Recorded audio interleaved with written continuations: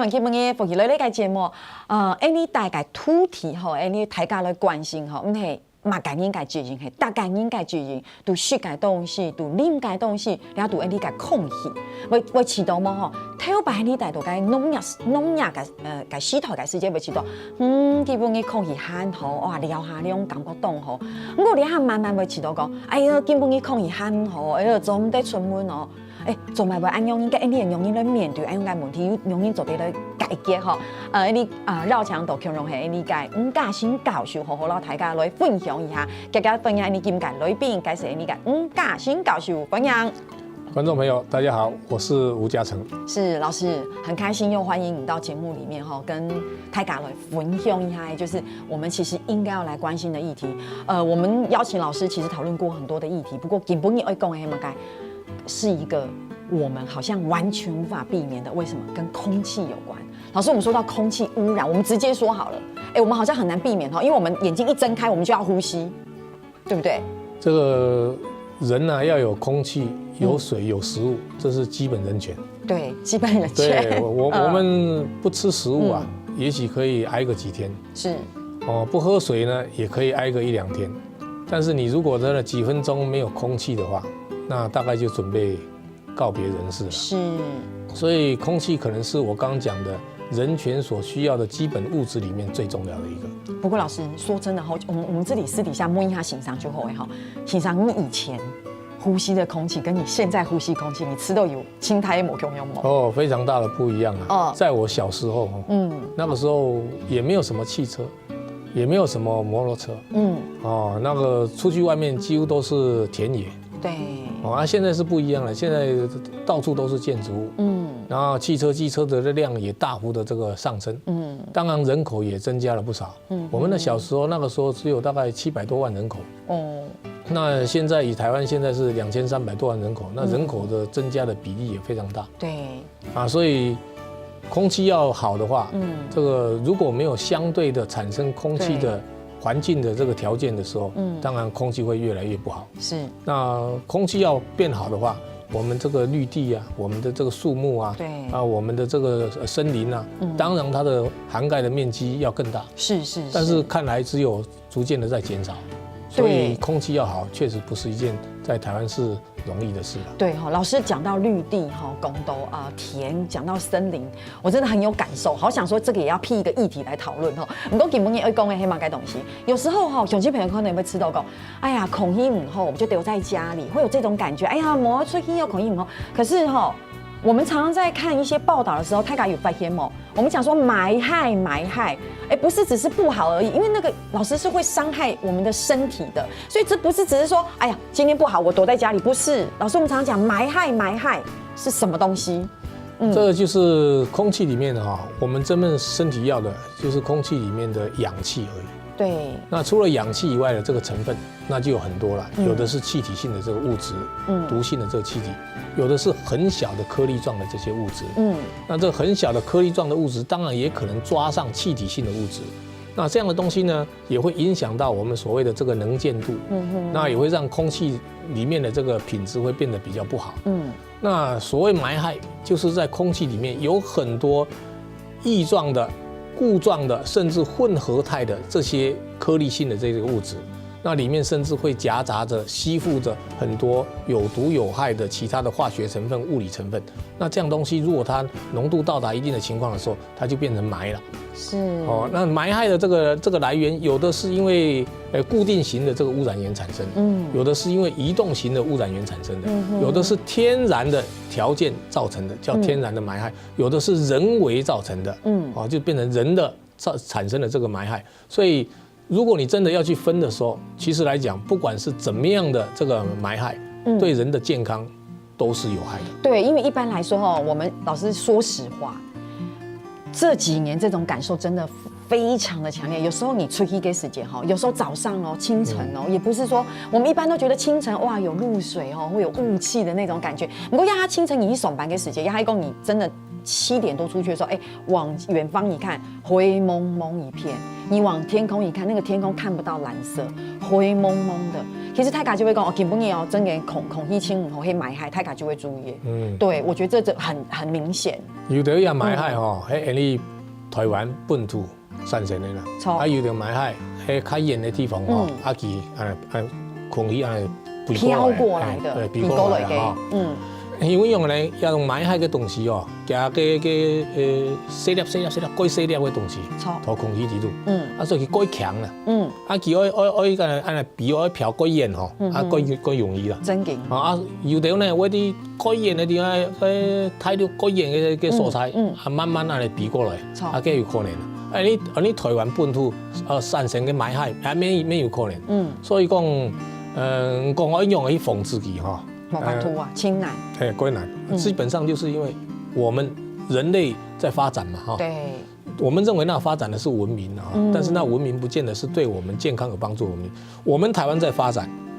对岸也在发展，甚至呢，其他的国家都在发展。整个地球本身呢，产生埋害的机会都在增加。但是呢，我们的这空气，我们不能说。空气你台湾的空气哦，佢唔好比較哦，嘅空氣大陸嘅空氣哦，唔好比過來哦，冇法度哦，是沒辦法的事情嘛。不過一下同大家的分享就會都在用慢慢有空氣污染嘛，有嘅問題。其實講到空氣嘅污染，時常去講它當然來自於自然嘛，對不對？它有自然的來源，對不對？當然它也有人的因素。自然的來源就是經常講有時候像是一些沙塵啊，對不對？唔過人為就是文明的產物。我們簡單來講一下，比如講，你都疊總鋪、南鋪這一片，有青島嘅石化工業。比如講，其實這也是帶來人類的文明啊。不過結果係嘛，佢產生嘅含下度嘅就會空氣的污染。對，有些是剛剛那個石化的產業或者是工業所產生的這些污染物到空氣裡面，那是一個面向。另外有一個面向，那個是污染的面向，有一個面向是來自環境破壞的面向。因為環保的問題，我們分成2類，一個是環境污染的問題，一個是環境破壞的問題。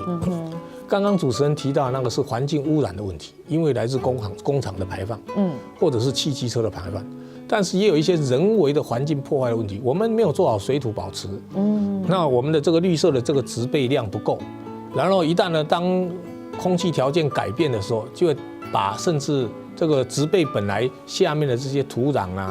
或者是河川河口那些粉塵呢，就整個就飛揚上來了。那些粉塵當然有顆粒很大的，但是也有顆粒很小的。對，它可以飄很遠的。在飄的過程當中，可能又接觸到我們人為所排放出來的有毒的成分，彼此就結合在一起，吸附在一起的，那就變成同樣還是有毒的東西。是，所以不管是從環境污染的角度來講，或者是環境破壞的角度來講，都會產生所謂的空氣污染，甚至埋害的這個問題。現在有些人講根本嘅埋害輕量蟲大家不要出去，在底下摸下就好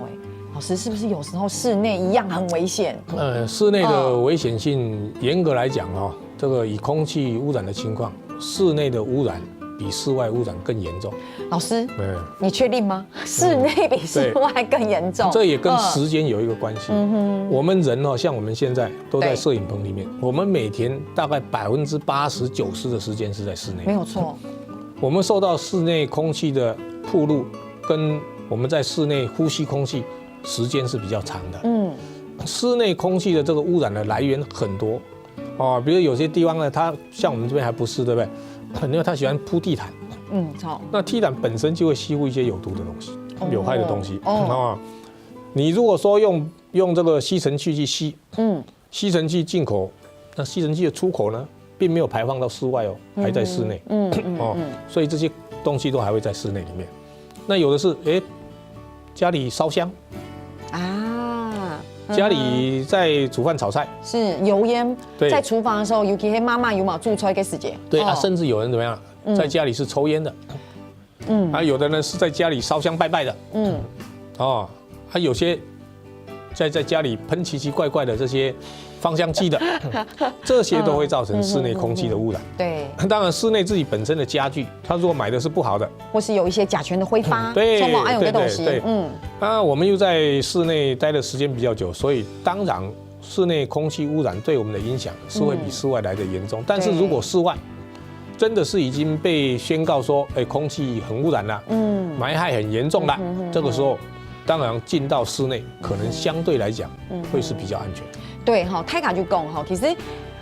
说实话，现在我们提到一个很重要的一个观点哈，泰卡会知道讲吗？近年来很流行一个名词哈，那个名词黑马该哦，大家可能很像知道，又好像不知道 PM 2.5哈，哦，好像朗朗上口没有？哦，泰卡的哦，金门你 PM 2.5，泰卡要注意哦，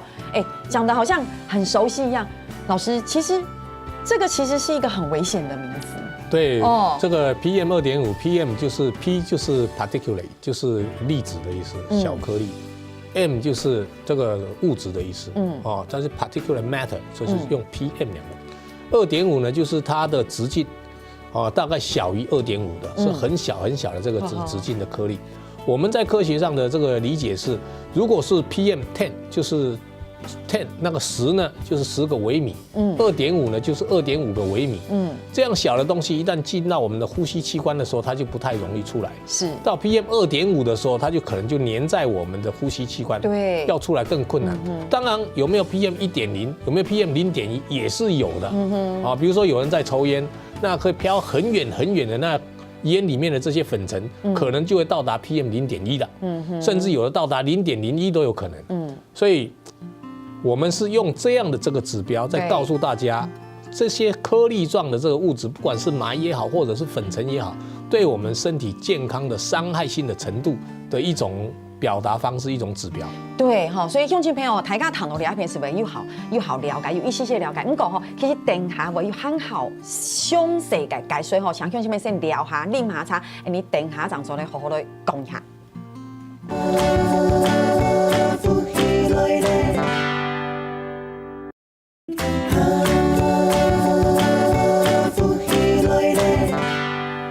东方宇宙的绕墙度，我们嘉轩教授咧到节目底度，让大家咧分享按倒嘅地区基本让大家咧分享嘅主题，其实係理解空气嘅污染空气嘅污染先生，这个讲到了空气的污染真的让人很忧心。为什么？因为我们刚刚讲过其实我们每天都要呼吸，我们没有办法控制。不过所以呢，节目现场又讲到 PM 2.5，这个感觉对我们来说是一个很亲近的名词，可是其实好像离我们很远，那又每天都听到太敢会吃到讲，关我什么事？真的很关我们的事哦。老师刚讲，老师我来理解了。如果我是老师的学生体司机就是一种很小很小很小很小很小的物质，可能小到跟我们的细胞一样小，我可以这样讲吗？通常来讲，是有的是到达跟细胞差不多的阶段的。那 PM 2.5进到身体，通常来讲，我们的肺部本身呢，会把脏的这个东西或颗粒状的这个东西呢。用我们身体里面的肺部里面产生的痰包住了，然后呢，透过我们呼吸道的纤毛的这个作用，是慢慢的就把它排出来。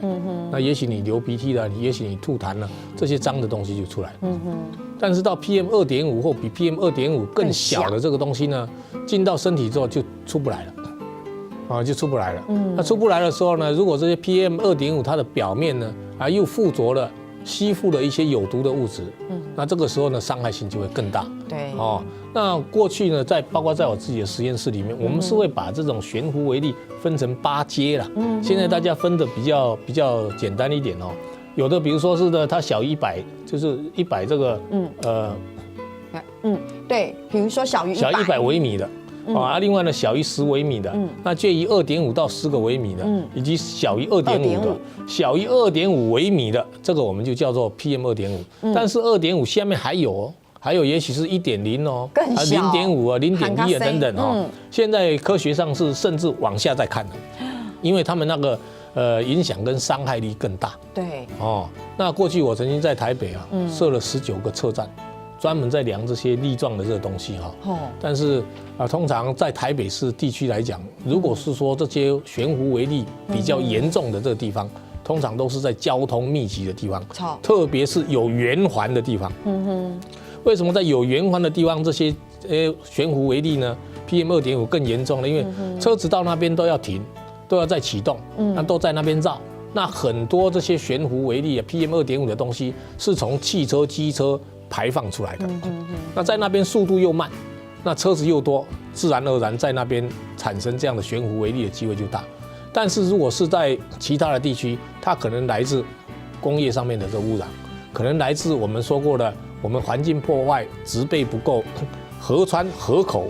那常常都会有很大的这个风进来的时候，那植被不够的这些山坡的时候，这个尘土飞扬上来的时候，也会造成 PM2.5的这个问题。这个，所以我们在环境污染上面的这个维护以及在所谓的我们环境破坏上面的这个防止这些事情呢，其实是关系到我们台湾空气会不会好还是坏很重要的问题。对，真的，就像你常讲有时候你的空气，因为老师刚刚讲了2个层次嘛，一个是环境污染嘛，对，那你说有时候是别的地方飘过来，有时候是因为我们自己的环境保护做得不够，那这2个加在一起，所以空气跟母样跟问题就不用清洋葱。PM2.5来给我的学习就很容易，雄心培育，其实讲的简单讲起来就因为东西轻拍的时间你吸不进去嘛，你会排出来，或是我们就直接挡住了。当那个很小到你根本没有办法挡的时候，它直接就是进到我们的体内，它就留在里面了。比如说氢氧虫就会按压。对，但是我们人为所产生的 PM2.5，通常来讲它的杀伤力是更大的。是，我们早期的时候这个的植被很多。那我们人的这个演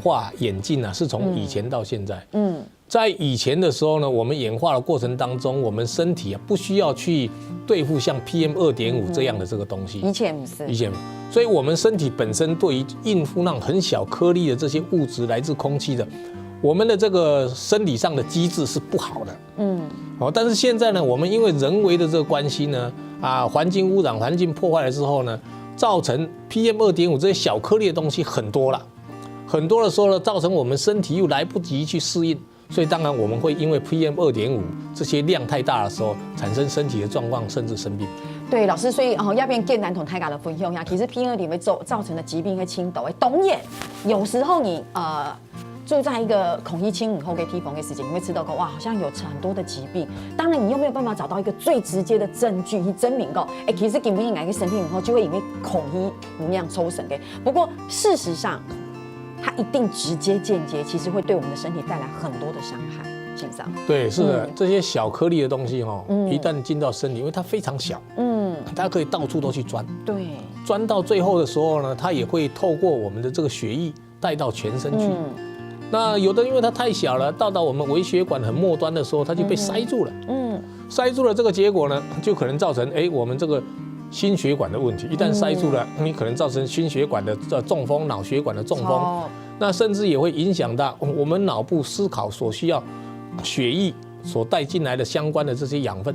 那如果说不够的时候，这个也造成我们很容易失忆、很容易痴呆的这种情况。一旦进到我们肺部，它当然先伤害是我们的肺所以造成我们肺部器官的这个病变以及甚至肺癌的这个产生，这个都是理所当然的这个事情。对那甚至有的呢是会影响到我们后续所谓的这个生理上面的这个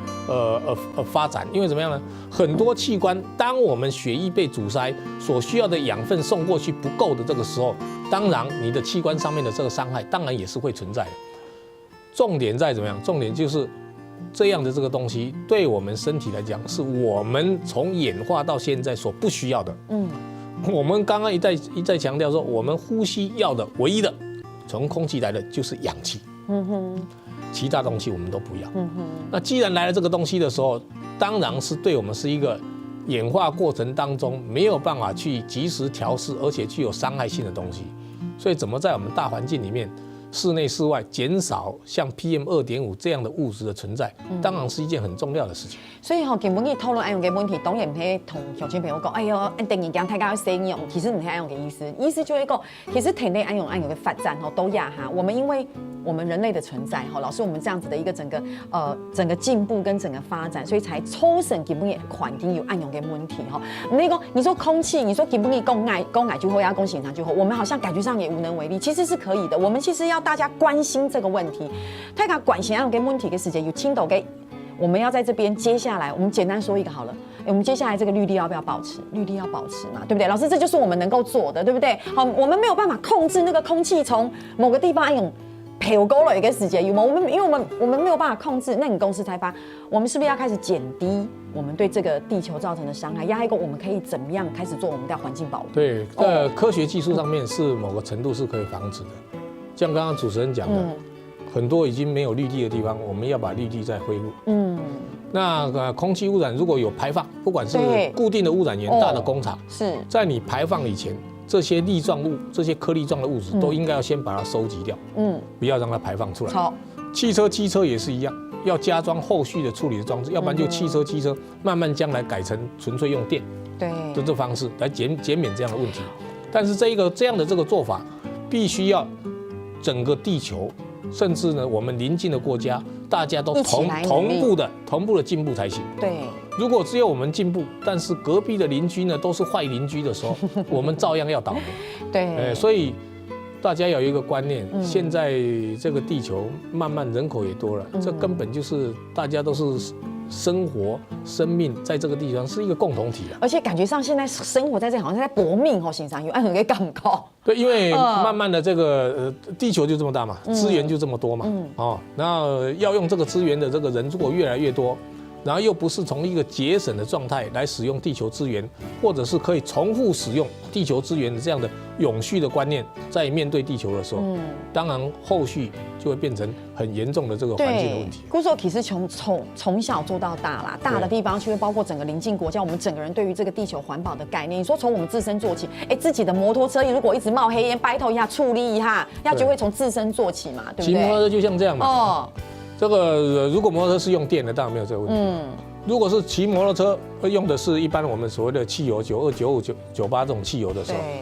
其实你自己在骑摩托车，你自己就是在呼吸自己摩托车所产生出来的废气。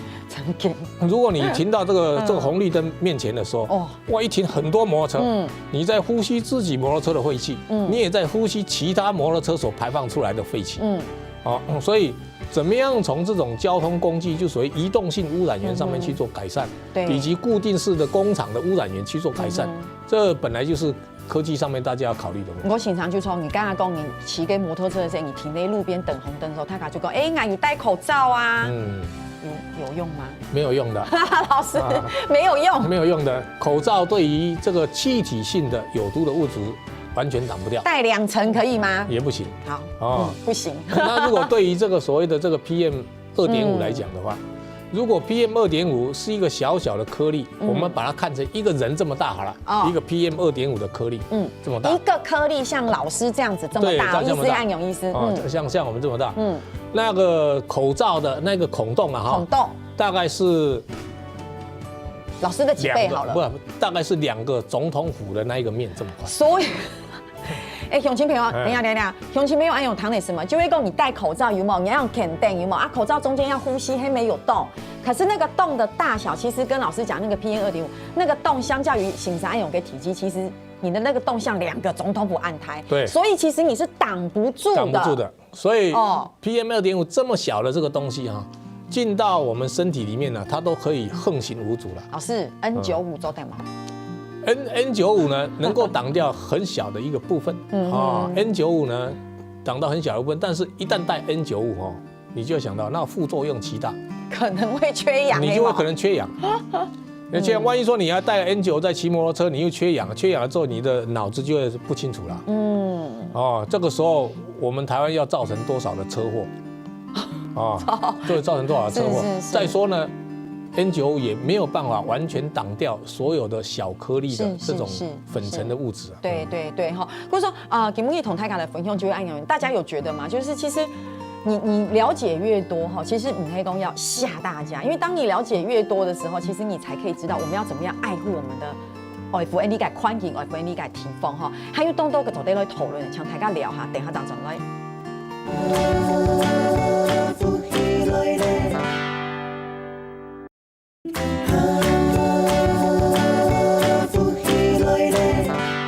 今东方宇走在绕墙的，我们嘉兴线上那种节目里读到大家来讨论空气母娘的问题老师有时候这样讨论起来真的很沉重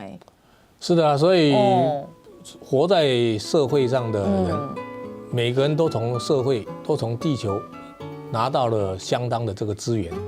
让我们继续生存下去，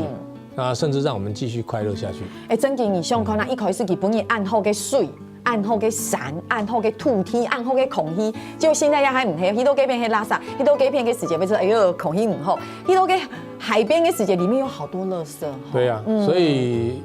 有一句英文的词叫做 Mother Nature， 哈哈，就是说自然实际上是我们的母亲。每一个人从这样的这个大环境得到相当的资源之后，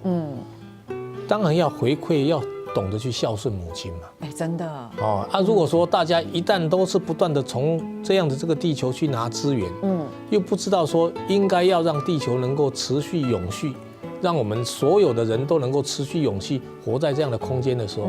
事后的问题会将来越来越困难解决。对。甚至有很多问题是我们说过嘛，这个预防胜于治疗。当发现有一个环境的问题要产生的时候，如果我们能够先预防它，我们是最好的方式。就好像大家在骑机车、在开车的时候，如果说呢这些排放出去的废气能够透过原始的设计或生产，就把这些废气的排放量，或者是粉尘的排放量，或 PM2.5 的排放量，都给它也缩减了，都把它挡住了，都把它先收集了，不要到我们大气里面去，这是更好的方法嘛。如果你一旦出去了，这些粉尘都到大气上面去了，甚至可以飘很远呢，几十公里、几百公里，你再去收集吗？你再去处理吗？这是困难度加非常非常高的、非常非常多倍的这种情况。甚至还飘到人家其他国家，变成人家来骂我们，我们是坏邻居了，是吧？真给看有。所以重点是吧？大家这方面的相关的这个理解啊，任何一个行业不管，包括你在开车也好，包括你在开店也好，包括你是做生意的也好，当工人卖吃的对不对？抽油烟机的排放，什么？每一个人都要有一点所谓的你职业上的环保、爱护地球的观念。真顶。如果没有的时候呢，就变成你缺了这个观念，的缺少所造成的后果，会变成其他人的负担。冇错哈，我们刚好时常共同按用力。其实你太敢讲 PM2.5已经讲的大家已经觉得心慌慌了。可是除了 PM2.5按用跟名词，大家是新学的，还有嘛该自爆。我们现在真的真挺黑啊！你看以前看气象报告跟时间，太敢会讲今天的这个温度很用，太敢会作什么哈？今天的落雨唔黑，你还唔黑？你还个空气一个气象报告讲完之后，他说跟大家报告一下，今不今那边哈有紫报，太敢注意。紫报，欣赏他卖东西。紫报实际上是来讲我们空气的品质啦。实质上来讲就是看我们这个Pollution Standard Index， 我们叫做 PSI 啦。如果是空气很好的时候，也许是我们给的指标是绿色的。错。那稍微有点不好的时候，它也许是黄色的，也许变成棕色的，也许变成红色的，然后后来可能变成紫色的啦。对。这就表示呢，我们的空气污染指标告诉我们，现在空气非常不好啦。这个 PSI 呢已经超过200、300，甚至更高，有时候高400、500了。对。这告诉我们，这样的情况之下，户外活动应该要停止。我就有问老师嘛，我说老师你看这怎么这么多的颜色里面，像绿色的话，台港就地给不给孔气清厚你去 K 3个时间，你会知道哇，爬山还吸收下面分多精会吃到清厚，就问醒他，我说紫色就已经真的很危险台港会吃到很悲伤。我说老师，那后面那个紫色后面那个颜色很有老师怎么回答我？老师说那个基本上就把人放在一个毒气室放在一个毒气室，好像是呢，大家都知道。有人这个国外有的判你死刑的，对，就把你关到毒气室，毒气一开，那你让你准备走了。到后面呢，紫色的后面就是类似把人放在毒气室。对，所以基本你同大家来分享就会讲，乡亲朋友，会讲你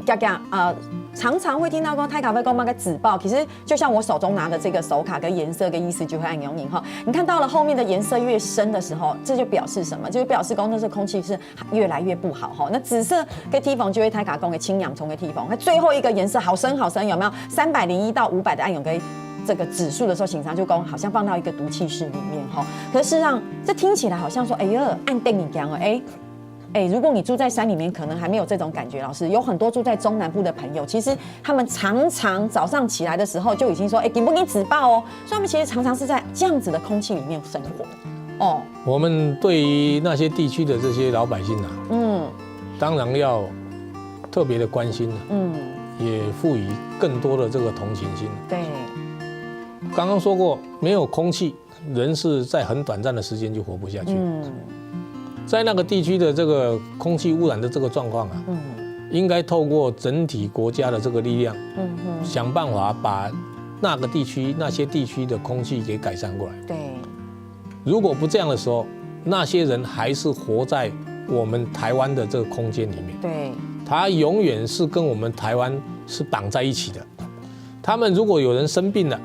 或者是有人出了什么状况，不要忘了我们现在所有的人所交的健保的费用啊，大家是共同在使用的。是哦，同样的这个问题，如果要减轻大家的这个负担，要先减轻他们的负担。超好，我手上这边有一张手卡，其实也同台卡的分享，就台卡会吃到过。你看，我们看到一个台湾，对不对？台卡有看到中部以北有时候看，绿色的，就是基本黑孔黑公没有紫爆跟问题。不过台卡往下看，就会到了中部、南部中，慢慢那个三角形就是红色的。其实这代表什么？其实空气就是不良，就是紫爆的按钮跟问题哈。所以这个其实就像教授讲的，真的是台卡会用它来关心按钮跟问题。不过更多鸦片跟时节，台卡就会讲，因为我们上一段已经讲到说，其实口罩有用嘛，好，那但是现在我们其实还是除了老师这个问题真的很大，不是我们3言2语就可以讲，因为老师讲了嘛，对，从你的源头，你制造车子的源头，对不对？你的环境保护，对不对？我们从自身的家庭，然后延伸到我们的环境，到我们的国家，到邻近国家，按有给问题。不过我们还是回归到我们比较常民的生活里面，我们有时候还是要注意啦。比如说像你的什么宫庙烧香啊，对不对？点蚊香啊，爆盐啊，夜市烧烤，有时候烧稻草，我觉得大家还是要注意一下，像这就是比较高危险区。对，没错。